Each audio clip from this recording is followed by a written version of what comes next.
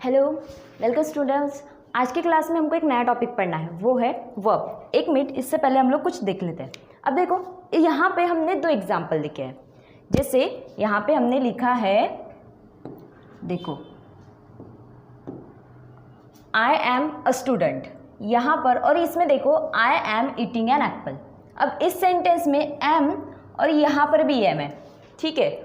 लेकिन अब इस सेंटेंस में देखो आई एम अ स्टूडेंट, इसमें एम ये वर्ब आया है और यहाँ पे I am eating an apple, यहाँ पे दो तरह के वर्ब आए।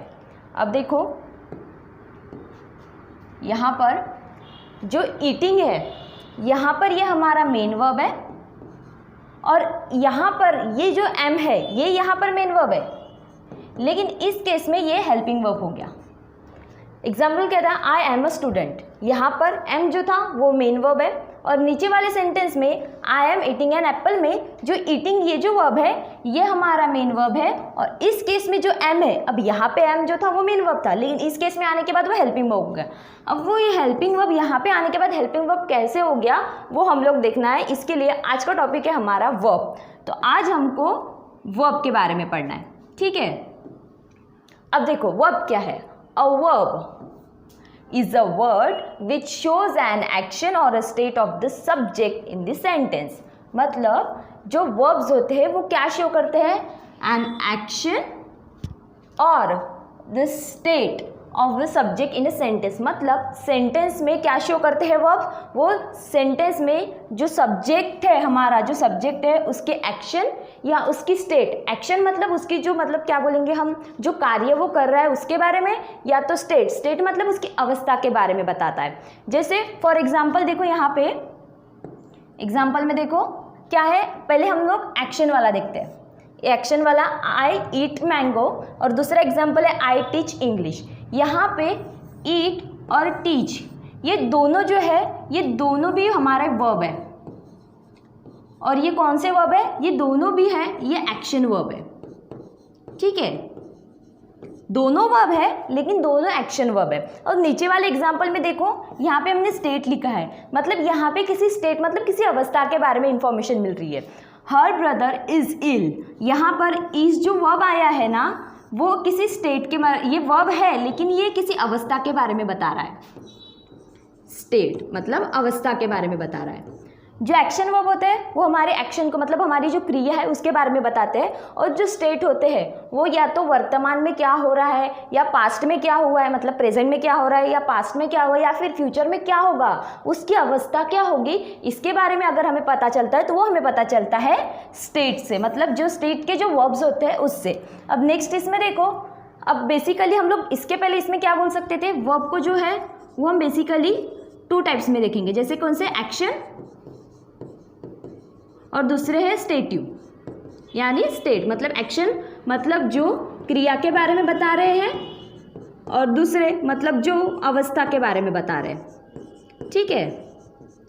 लेकिन जो हमारे जो वर्ब्स होते हैं बेसिकली वर्ब्स को हम टू टाइप्स में पढ़ते हैं। कौन से, पहले होते हैं हेल्पिंग वर्ब जिनको हम ऑक्सिलरी वर्ब भी कहते हैं, और दूसरे होते हैं हमारे मेन वर्ब जिनको हम लेक्सिकल वर्ब भी बोलते हैं। तो हमको एक एक करके दोनों के बारे में पढ़ना है, तो हम लोग सबसे पहले मेन वर्ब के बारे में देखेंगे, ठीक है।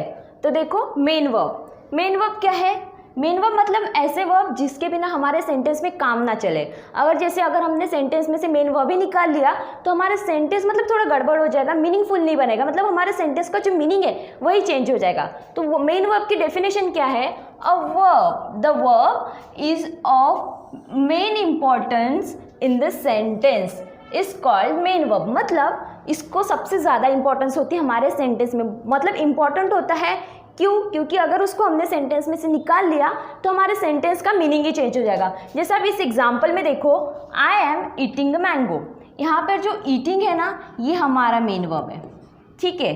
अगर आप सेंटेंस को ऐसा बनाओगे, आई एम मैंगो, अगर हमने ईटिंग को रिमूव कर दिया तो ये सेंटेंस देखो, सेंटेंस चेंज हो गया, कुछ भी मीनिंगफुल नहीं बना और सब मतलब सेंटेंस किसी काम का ही नहीं बना। ये वाला जो सेंटेंस है किसी काम का ही नहीं बना। अगर आप एम को निकाल लो, एम जो है ये यहाँ पर हेल्पिंग वर्ब है, ठीक है। अगर आप यहाँ से एम को निकाल लो, सेंटेंस क्या बनेगा, आई ईटिंग मैंगो।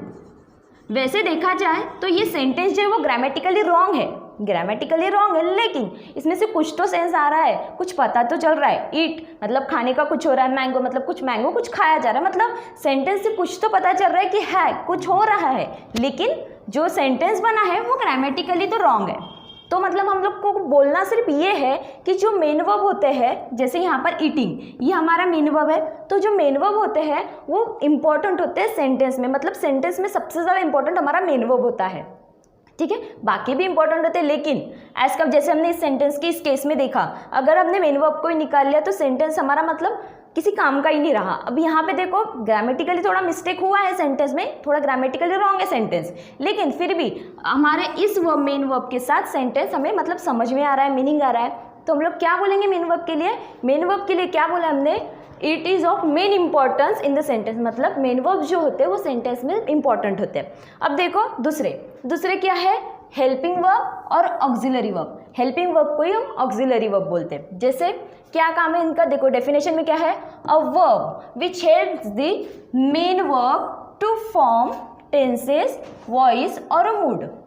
क्या है हेल्पिंग वर्ब का काम? क्या है हेल्पिंग वर्ब का? बस इतना ही काम है कि वो मेन वर्ब की जो है वो हेल्प करते हैं सेंटेंस में।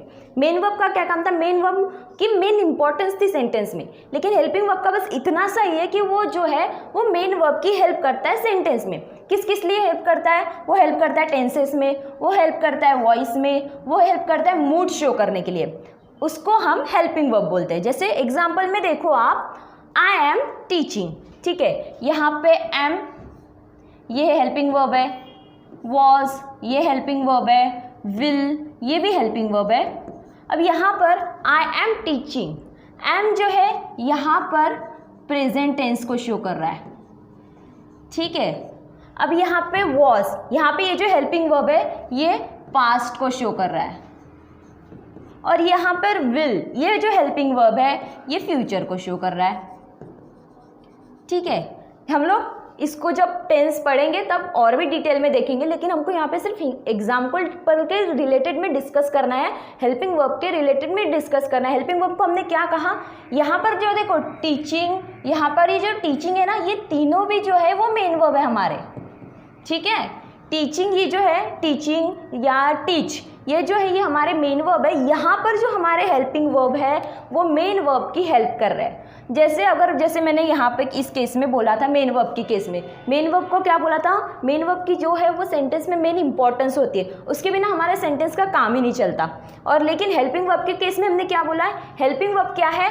Helps the verb which helps the main verb to form tenses, voice और मूड, मतलब वो मेन वर्ब की जो है वो हेल्प करते हैं। जैसे इस एग्जाम्पल में देखो, जो टीचिंग है या ये टीच है, तीनों सेंटेंस में ये मेन वर्ब है। अगर आप मेन वर्ब को ही निकाल लोगे तो आपके सेंटेंस में I am, I was, I will, मतलब सेंटेंस का मीनिंग ही नहीं रहेगा। अगर आप इनको निकाल लोगे, I teaching, I teaching, I teach, मतलब कुछ ना कुछ तो मीनिंग, मतलब पढ़ाने का कुछ तो बोध हो रहा है सेंटेंस में।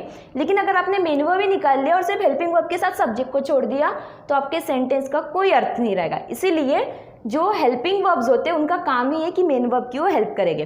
अब यहाँ पे हेल्पिंग वर्ब से ही पता चल रहा है आपको, जैसे देखो ये जो हेल्पिंग वर्ब है इससे आपको पता चल रहा है एम, इससे क्या पता चल रहा है? ये हमको प्रेजेंट टेंस के बारे में बता रहा है। यहाँ पर जो वॉज है वो किस बारे में बता रहा है? वॉज हमको पास्ट टेंस के बारे में बता रहा है, और यहाँ पर जो विल है वो हमको फ्यूचर के बारे में बता रहा है, ठीक है।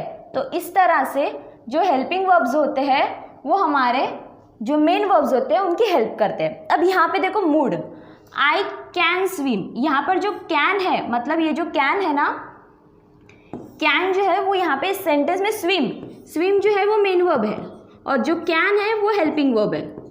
तो मतलब यहाँ पर जो कैन है वो हमारे मेन वर्ब की, मतलब स्विम, इसकी हेल्प कर रहा है सेंटेंस में, ठीक है। आई स्विम अगर हमने बोले कैन को मतलब हेल्पिंग वर्ब को निकाल लिए तो भी हमारा सेंटेंस चेंज नहीं होगा, ग्रामेटिकली रॉन्ग हो जाता है वो, लेकिन फिर भी कुछ तो मीनिंग आता है। लेकिन अगर हमने मेन वर्ब को ही निकाल लिया तो सेंटेंस हमारा कंप्लीटली रॉन्ग हो जाता है ना, उसमें से सेंस कुछ आता है और ग्रामेटिकली तो रॉन्ग हो ही जाता है, ठीक है। तो क्या काम है हेल्पिंग वर्ब का? हेल्पिंग वर्ब का काम है मेन वर्ब की हेल्प करना। यहाँ पे जो हेल्पिंग वर्ब है इससे हमें मूड का पता चल रहा है, मतलब आई कैन स्विम मतलब मूड का पता चल रहा है इस सेंटेंस से। और इसके अलावा क्या काम है उसका काम है वॉइस को चेंज करना, मतलब एक्टिव से पैसिव वॉइस करना। अब जब हम टेंसेस वॉइस पढ़ेंगे तब हम लोग इसके रूल्स जो भी है वो सब डिटेल में देखेंगे। यहाँ पे हमको सिर्फ एग्जाम्पल को डिस्कस करना है तो हम लोग उतना ही करेंगे।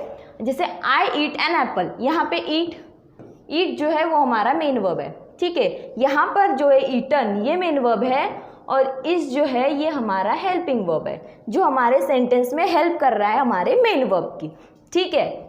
तो देखो अब इतना सब कुछ हो गया, हमने कितना देखा है पहले वो देख लेते एक बार, बाद में आगे का देखते हैं। हमने सिर्फ देखा सबसे पहले वर्ब के बारे में पढ़ा। वर्ब क्या होते हैं? A verb is a word which shows an action और अ स्टेट, मतलब इसमें सब्जेक्ट की स्टेट के बारे में या तो मतलब सब्जेक्ट की कोई एक्शन या मतलब वो क्या क्रिया कर रहा है, उसकी क्या अवस्था है, इसके बारे में हमको पता चलता है, जैसे कि हमने एग्जाम्पल देखा। इसके बाद वर्ब के हमको बेसिकली 2 टाइप्स, जैसे मेन वर्ब और दूसरे होते हैं हेल्पिंग वर्ब और ऑक्सिलरी वर्ब। तो आज की क्लास में हमने मेन वर्ब के बारे में देखा। मेन वर्ब क्या थे? Main verb is a word of main importance in the sentence, मतलब सेंटेंस में उसकी मेन इंपॉर्टेंस होती है, वो हमारे मेन वर्ब होते हैं, ठीक है। मतलब जिसके बिना हमारे सेंटेंस में काम नहीं चलता। इसके बाद हमने हेल्पिंग वर्ब और ऑक्सिलरी वर्ब्स देखे, मतलब इसका काम क्या था? इसका काम इतना था कि वो मेन वर्ब की हेल्प करते हैं, ठीक है। जैसे हमने यहाँ पे एग्जाम्पल देखे थे, हेल्प किस लिए करते, जैसे टेंसेस बनाने में, मूड बताने में या फिर वॉइस को चेंज करने में। अब इसके अलावा देखो हमको इतने सारे हेल्पिंग और ऑक्सिलरी वर्ब्स देखने हैं। हमारे